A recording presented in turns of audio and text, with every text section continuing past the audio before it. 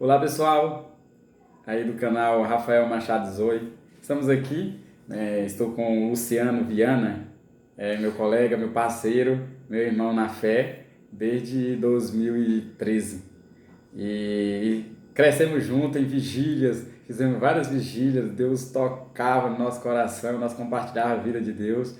Hoje ele casou, tem uma mulher muito abençoada, um filho abençoado.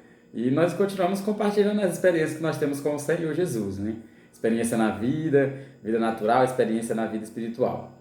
Mas nós estamos aqui hoje para poder abençoar você e a gente vai entrar num assunto a qual muitos têm medo e outros têm dúvida. E o porquê que muitos têm esse medo da volta de Jesus. E nós estamos um pouco aqui para compartilhar sobre isso. Espero que Deus toque no seu coração e que você fique até o final desse vídeo para que você venha também, o Senhor possa trocar e abrir seus olhos para tirar suas dúvidas, né? Aí, tudo bem, pessoal? Algo interessante que o Rafael está falando aqui, né? Que nós que gostamos assim, de falar da palavra de Deus, às vezes a gente percebe que a maioria das pessoas, quando você toca na volta de Jesus, as pessoas muitas das vezes ficam desconfortáveis, né? E às vezes não quer falar desse assunto, né? Então, assim, isso revela, né, às vezes, o coração das pessoas. Por quê? Porque, tipo assim, se nós cremos que Jesus Cristo vai voltar, se nós cremos que a vontade de Deus ela é boa, perfeita e agradável, então por que nós tememos e às vezes não vamos querer a volta do Senhor? Eu acho muito importante porque, Luciano, com relação a essa parte, às vezes muitos estão apegados à justiça própria, né? Entra um pouco da justiça própria, porque eu lembro que uma vez eu compartilhei com o irmão me cumprimentou, e aí, Rafael, como é que você tá? Eu falei, melhor do que daqui, só Jesus voltando. E ele acabou de falar, Jesus não pode voltar agora, tem que esperar um pouco. Então, assim, é algo que muitas pessoas têm esse medo. Eu acho que devido àquilo que vivem, né? É errado viver dessa forma? Não sei de que forma você vive, mas você sabe o que é certo e o que é errado. Eu não estou aqui, nem ele está aqui para dizer o que é certo e o que é errado, né? Tem os vacilos que as pessoas dão, mas será que por causa desse vacilo ele vai ter que deixar de amar a vida de Jesus? Algo interessante, né, essa pergunta, porque a Bíblia nos dá essa resposta. Né? Mas com base nisso, né, às vezes a gente percebe tantas pessoas com medo, né, desconfortável com a volta de Jesus, né? Agora eu te pergunto, por quê? Né? O porquê? Nós temos que fazer essa pergunta. E com base na palavra de Deus, né, a gente pode perceber o seguinte: Paulo, né, um dos grandes apóstolos da Bíblia, que escreveu a maior parte do Novo Testamento, a Bíblia diz que Paulo ele vivia cada dia como se Jesus Cristo fosse voltar naquele dia, né? E algo interessante que Paulo, um dos apóstolos que mais teve obra no Novo Testamento foi Paulo. Mas quando Paulo ele fala acerca da volta de Jesus, ele diz lá em 2 Timóteo, né, no versículo 4, capítulo 4, verso 8, ele diz: já agora a coroa da justiça me está guardada, a qual o Senhor, reto juiz, me dará naquele dia. Ele está falando aqui no dia que nós vamos comparecer diante de Deus. E não somente a mim, mas também a todos quantos amam a sua vinda. Sabe, ele fala de um dos pontos mais importantes no final da nossa vida, que é o quê? Que um dia nós vamos comparecer diante de Deus. E existe uma característica, né, para esse povo que vai comparecer diante de Deus, uma característica para o povo que vai receber uma coroa. Qual é a característica que a gente percebe aqui? Isso é uma das características do vencedor, né? E quando nós falamos de vencedores, muitas pessoas se associam com relação à força do braço, né? Braçal e tudo, e aquilo que faz pelas suas obras, aquilo que realiza diante no seu dia a dia, aquilo que realiza diante da igreja, pessoas que ganhou para Cristo, tudo aquilo que na sua mente é algo que você vai fazer e vai ter um retorno, uma recompensa, uma herança. Aí mistura tudo e pensa que esse é o fator principal com relação a uma característica do vencedor. E nós percebemos nesse versículo que Paulo ele deixa claro. Primeiro ele diz que está agora a coroa da justiça me está guardada. Por que tanta certeza de uma coroa, Luciano? Por que ele tinha tanta certeza de ter essa coroa? Que essa coroa estava guardada para ele. Por que essa certeza, hoje, nós se somos jovens e muitos casais e outras pessoas, às vezes alguns deixam de ter essa certeza, que vai ter essa coroa, que vai encontrar essa coroa, que vai receber essa coroa. Eu creio que aí entra um ponto muito importante, que é a coisa que até comentou aqui, questão da justiça própria, né? Então, assim, a resposta para o desconforto das pessoas porque elas estão em débito com Deus. As pessoas, elas se enxergam. Porque, tipo assim, às vezes nós cristãos, às vezes a gente pensa que nós conhecemos a palavra de Deus. Os ímpios também conhecem. Verdade. Entendeu? Quando nós falamos de Deus perto deles, eles sabem que eles estão em débito com Deus. Mas eis a questão, né? Então, assim, eu quero trazer hoje para você uma notícia muito boa. Sabe? A questão do seu pecado ela já foi resolvida diante de Deus. Amém. Sabe? Jesus Cristo, né, já resolveu essa questão. Então, assim, essa justiça que Paulo está falando aqui, entendeu? É a justiça que Cristo, né, ele já cumpriu a lei no nosso lugar. Então, por isso que Paulo, a condição desses vencedores que vão comparecer diante de Deus aqui, eles vão receber uma coroa não por causa das obras, não por causa da conduta, mas por quê? Porque eles amaram, sabe, essa justiça. Né? Eles amaram o sacrifício de Jesus, o preço que Jesus Cristo pagou pela sua vida. Sabe? Essa é a chave. E muitas das vezes as pessoas estão preocupadas por quê? Por que as pessoas têm medo? Porque quando se fala na volta de Jesus, o que ele pensa? Eu vou ficar para trás. Às vezes por falta de quê? Falta de conhecimento. Né? Por isso que a palavra de Deus diz, né, que muitas das vezes o povo perece por falta de conhecimento. Né? E entrando nesse assunto, é algo muito sério, porque hoje as pessoas olham para o seu pecado e elas se condenam. Né? E o que o Luciano falou aqui é algo chave. Jesus já resolveu o seu pecado na cruz. Já foi resolvido. Né? E algo que me chama muita atenção é que nessa parte de Jesus ter resolvido o seu pecado, muitas outras pessoas ainda continuam presos com essa mente. Né? E a Bíblia mesmo relata, não me recordo o versículo, mas a Bíblia diz que Deus, quando nos olha para nós, ele vê seu Filho. Ou seja, aqui entra a justiça de Deus. Porque até então, quando Deus olha, ele chega ali em Adão, ele vê Abraão, ele vê Davi, ele vê todos aqueles homens que um dia pecaram. Ele olha e vê eles. Só que hoje, a partir do momento que nós entramos na graça de Deus, que nós provamos dessa graça, a Bíblia diz que Deus nos olha e vê quem? Jesus. Deus vê Jesus. Ele não vê o seu pecado. Ele não quer te condenar por causa do seu pecado. Muitas pessoas não provam da graça e não provam de uma vida superabundante por causa do pecado. Mas será que é porque o pecado ainda não foi resolvido? Não. É porque ainda não creu na justiça que foi amputada de Cristo em você.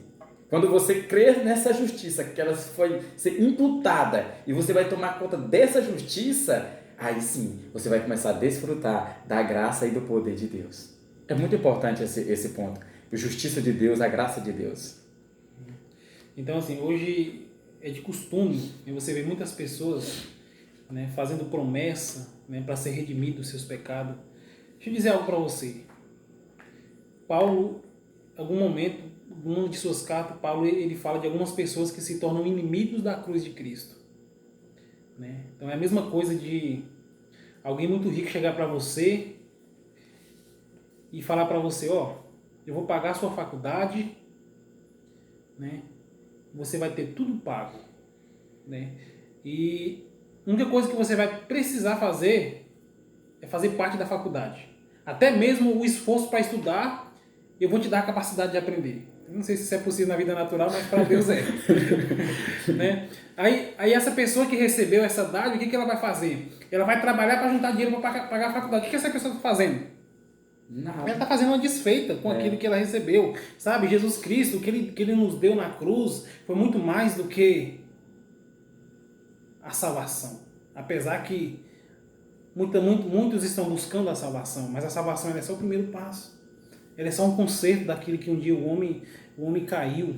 É só o conserto de levar o homem de volta para Deus. Sabe? A salvação é isso. Então, ser vencedor, né, é isso. É você crer no sacrifício que Jesus Cristo fez por você na cruz.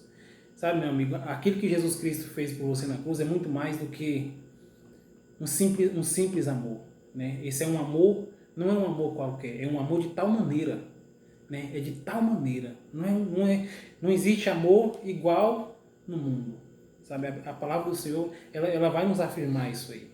E tudo que nós precisamos é crer nessa verdade, que essa verdade ela tem que se tornar parte de nós, né? Algo que eu acho muito interessante entrando nesse ponto do crer é que muitos falam esse versículo que eu vou falar agora, só que esquece do versículo seguinte. João 3,16 diz o seguinte: porque Deus amou o mundo de tal maneira que deu seu único filho para todo aquele que nele crê não pereça, mas tenha a vida eterna. Só que o verso 17, olha o que o verso 17 diz: porquanto Deus enviou o seu filho ao mundo, não para que julgasse o mundo, ou seja, Deus não quer te julgar, Deus não tem necessidade de te julgar mais, o pecado já foi julgado. Ah, mas isso está me dando liberdade para me pecar. Mas não, quando nós reconhecemos o amor de Deus e o sacrifício de Deus por nós, nós não temos prazer mais em viver no pecado. O pecado vai ser um deslize, o pecado vai ser um vacilo na sua vida, não que você vai viver. E se você viver no pecado, talvez a sua natureza ou o amor de Deus ou aquele sacrifício você ainda não reconheceu que ele fez por você. E aí a parte B diz: mas para que o mundo fosse salvo por ele. E ele diz o seguinte: quem nele crê não é julgado. Você crê em Jesus? Você crê em Deus? O que não crê já está julgado, porquanto não crê no nome do unigênito Filho de Deus. Isso é chave, entendeu? É crer. O que é acreditar? Lá em Hebreus 11, 6 diz também sobre isso.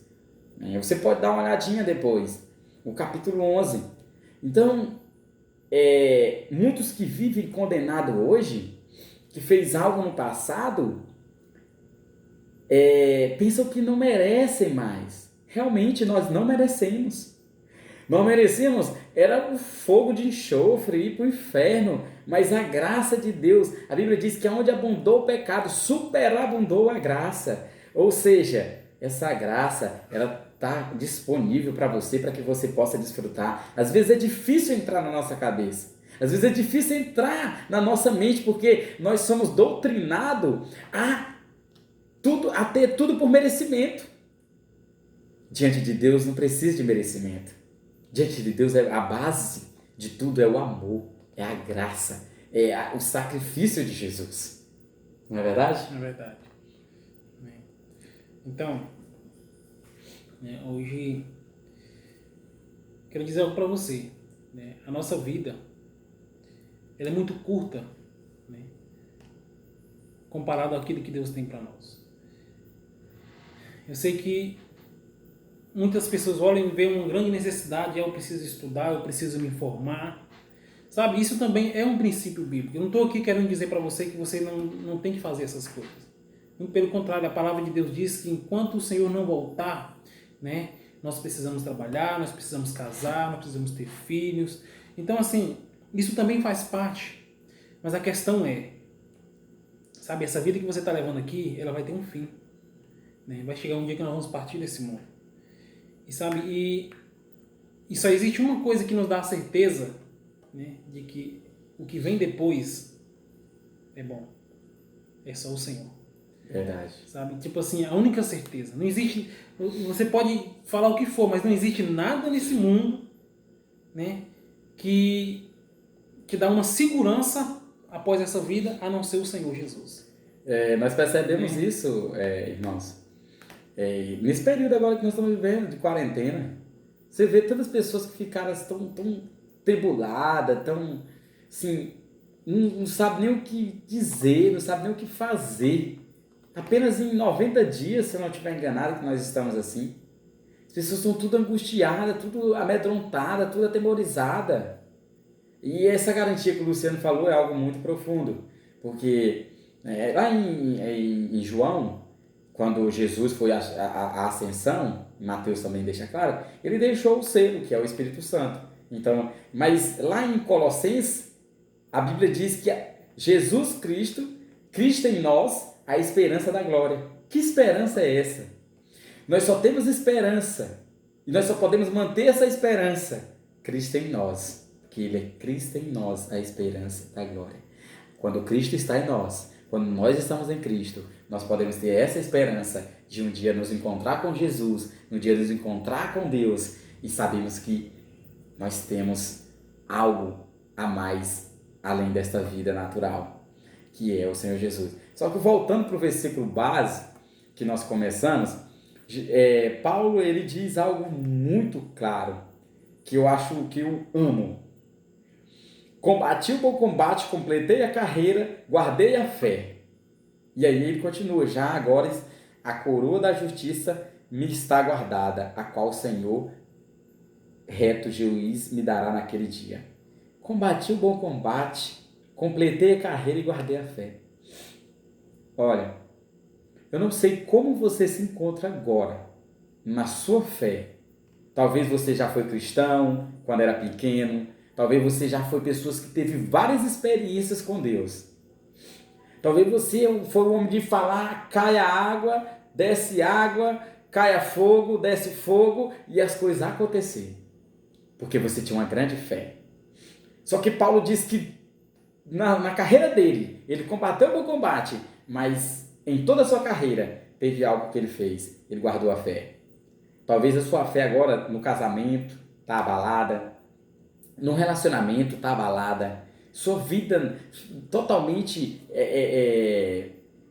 natural ou espiritual está abalada. Ainda há tempo de você guardar essa fé.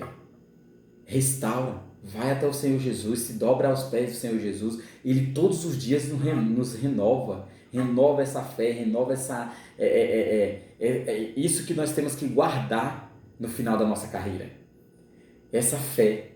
Paulo ainda diz algo que eu amo em 2 Coríntios capítulo 12, verso 9. Esse foi um versículo que foi muito chave em um momento que eu passei na minha vida, alguns anos atrás. Então, ele me diz, ele quem? Jesus. A minha graça te basta, porque o poder se aperfeiçoa na fraqueza, de boa vontade, pois mais me gloriarei nas fraquezas, para que sobre mim repouse o poder de Cristo. Nossa, isso é fantástico. Né? Paulo, ele se gloria na sua fraqueza, mas por um motivo, porque ele sabe que ele vai provar mais desse poder de Deus. Isso é gracioso demais. E ele diz, Jesus fala para ele, Jesus fala para você essa noite, a graça dele te basta. A graça dele te basta, meu irmão. Não precisa você estar fazendo coisas para poder ter Deus perto de você, já que ele reside dentro de você. Né? E 2 Coríntios fala que ele está dentro de você, Deus habita dentro de você. Isso é poderoso demais. Eu acho que, Luciano, voltando para aquela pergunta lá que nós fizemos no início, quando a pessoa tem medo da vida de Jesus e não ama Jesus, porque não sabe quem mora dentro deles. Exatamente. Não é verdade? É verdade. Eu acho que eles ainda não tiveram essa revelação de quem mora realmente dentro deles. Porque aquela pessoa que mora dentro deles, eles podem muito bem deixar essa pessoa fluir. Exatamente. Não é verdade? Então, assim, nós começamos aqui falando sobre que um dia nós vamos comparecer diante de Deus. Né? Isso é verdade. A Bíblia diz que todo joelho se dobrará, né? E toda língua confessará que Ele é o Senhor. Então, assim, nós estamos vivendo na dispensação da graça. O que é graça? Né? Graça não quer dizer que é de graça. Foi pago. Isso quer dizer que é favor imerecido. Alguém pagou. Né? Quem pagou? Jesus. Jesus Cristo pagou. E sabe, talvez você que está vendo esse vídeo agora, talvez você seja uma pessoa que muitas das vezes tem procurado fazer algo para merecer algo de Deus. Para agradar a Deus. Para agradar a Deus. Tentando fazer com que Deus te ame mais. Deixa eu dizer algo para você, não existe nada que você faça para que Deus te ame mais. E não existe nada que você tenha feito para que Deus te ame menos. Por quê? Porque o amor de Deus ele é perfeito, ele é incondicional. Ele é o amor mais incondicional, é o amor ágape, é o perfeito amor. Sabe, a Bíblia diz que o amor, né, ele lança fora o medo. Por quê? Porque quem conhece o amor de Deus, ele não vai sentir medo. Por quê? Porque a Bíblia diz, Romanos 1, agora pois já. Por que já? É engraçado que algumas versões diz, né, que agora pois já. É agora, ou seja, eu não preciso fazer nada. Eu criei, sou justo. Criei, sou salvo. Criei, nunca mais eu vou para o inferno. Tá? Sabe? Então, isso lá em Efésios capítulo 2, versículo 8, diz assim: porque pela graça sois salvo. O que é graça? Graça é favor imerecido. Tem muita gente querendo buscar a salvação, né? Mas aqui está dizendo que ela é de graça. Está escrito na palavra. Sabe? E continua. Pela graça sois salvos, mediante o quê? Mediante a fé. Ou seja, aquilo que muitas pessoas estão fazendo, pagando promessa, fazendo obra, com medo de perder a salvação, na palavra está dizendo o quê? Você só precisa crer, meu amigo. É só isso. Isso de graça, venha. É só isso. Eu não sei se o Rafael lembra, mas eu me lembro que o Rafael ele veio andar com a gente por causa de bola. Eu gostava de jogar bola. Né? Isso é verdade, irmão. Eu me lembro que a gente estava numa comunhão para comer macarrão. Naquele tempo só sabia fazer macarrão. Né? Toda comunhão era macarrão. Eu lembro que um irmão se levantou e falou: vamos orar, vamos. Sei que a gente deu as mãos e começamos a orar. Eu sei que a partir daquele dia o Rafael não saiu do meu pé, né? Perguntando coisa da igreja. Assim, eu percebi que Deus tocou o Rafael a partir daquele dia. Né? Então, foi 17 de abril de 2013. Né? Então, assim, ele creu e a sua vida foi transformada. Nunca mais ele foi o mesmo. Sabe? E a partir daquele momento ali ele começou a sonhar com ser pastor. E sabe, a gente vê essas coisas assim, e muitas pessoas estão lá pagando um alto preço, buscando a salvação. Meu amigo, deixa eu te falar algo para você. Jesus Cristo, ele já te deu de graça. Esse é o maior milagre que nós possamos receber. Sabe? De comer e beber, porque tudo é de graça. E sabe, olha aqui, e o texto ainda continua dizendo: isto não vem de vós, nem é algo que vem da gente. Sabe? Então, não é o que vem da gente. É dom de Deus. Essa palavra dom aqui, ela é o mesmo significado de presente. Sabe, Deus ele te deu um presente. Presente. Ele te livrou da ira de Deus. Sabe, muitas pessoas falam que Deus é justo e que Deus castiga. Deixa eu dizer algo para você. Em parte essas pessoas estão certas. Por quê? Porque Deus é justo.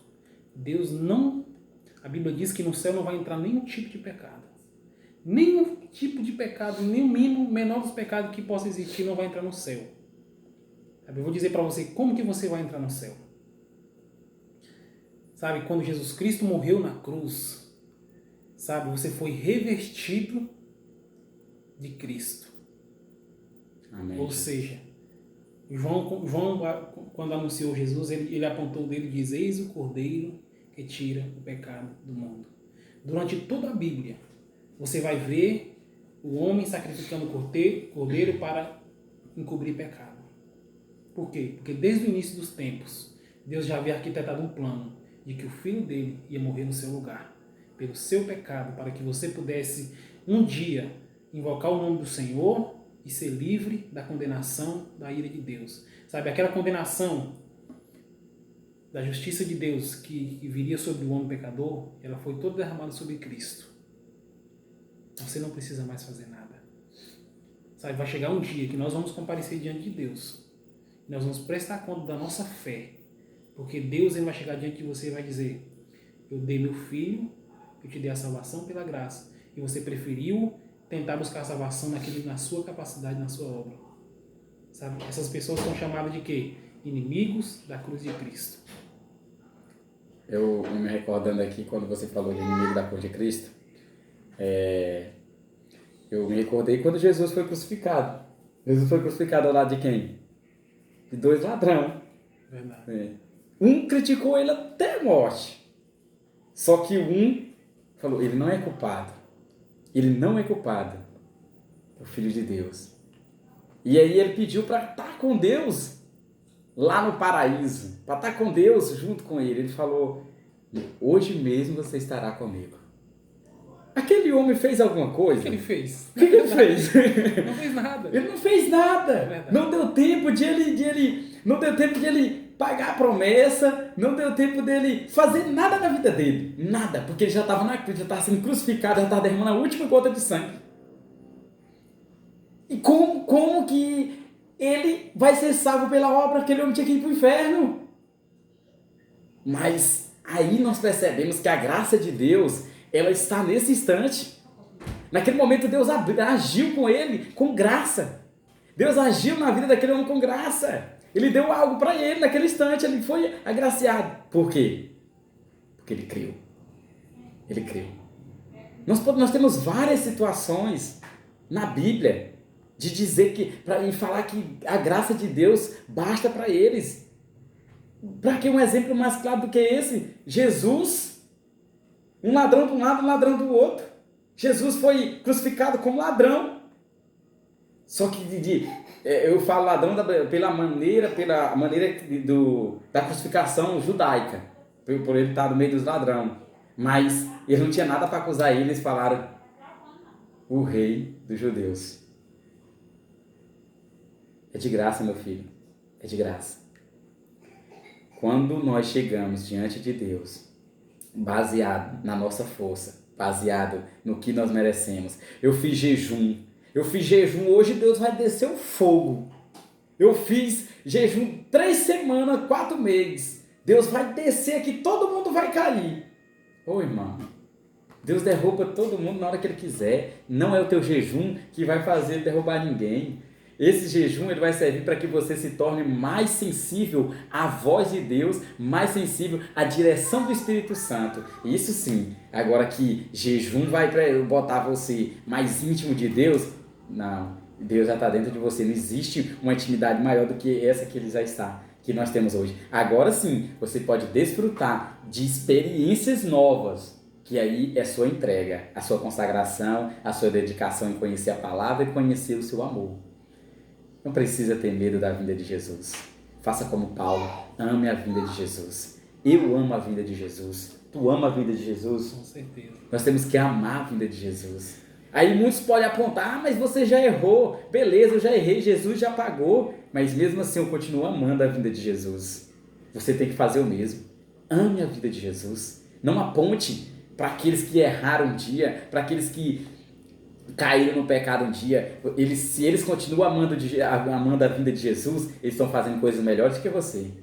Que ele está fazendo aquilo que a Bíblia diz. Ame a vinda de Jesus, assim como Paulo falou. Aleluia. Amém. Então, irmãos, tem mais alguma coisa a complementar? Tem muita coisa para falar, mas o vídeo está ficando muito grande já. Irmãos, é prazeroso falar da palavra do Senhor. E alguns outros vídeos vai ser dessa forma. Vai estar eu e outro colega, vai ter eu e o pastor, né? E eu creio que os irmãos sejam abençoados, né? Que você tenha chegado a ouvir até esse ponto, que eu tenho certeza que Deus falou com você. Mas desde já eu agradeço. Você que ainda não se inscreveu no canal, se inscreva. Eu não quero ganhar dinheiro pelo YouTube. Eu quero que você venha ser abençoado. Mas por que você está pedindo para me se inscrever? Porque quanto mais pessoas inscritas, mais pessoas serão alcançadas. Né? Hoje nós estamos no nosso canal com 70 pessoas e eu fico muito agraciado e muito feliz mesmo. E quando esses vídeos forem lançados e você for tocado, né, Deus falar contigo, compartilha com seus familiares, compartilha com seus amigos, né, manda o link para outros lugares. Eu não sei muito mexer com tecnologia e às vezes meu colega aqui já é mais avançado em tecnologia. Eu não sei, às vezes eu peço ajuda para ele, eu estou com dificuldade ainda de que as pessoas localizem o meu canal, mas mesmo desde já eu agradeço muito, que o Senhor possa te abençoar grandemente e que a sua semana seja abençoada pela palavra do Senhor Jesus. E medite nisso, né? Ame a volta de Jesus, independente se você está vivendo no pecado ou não. Olhe para o amor de Jesus, né? O primeiro amor, né, a base dele é você olhar e saber que Deus te amou. Então, volte para o amor de Jesus. Ele não está com raiva de você, Ele não está zangado com você, Ele não está irado com você. Pelo contrário, eu tenho certeza que Ele está com saudade daqueles dias que você teve intimidade, falou com Ele, dedicou palavras de adorações a Ele, de louvores. Volte e faça o mesmo em nome do Senhor Jesus. Amém. Amém.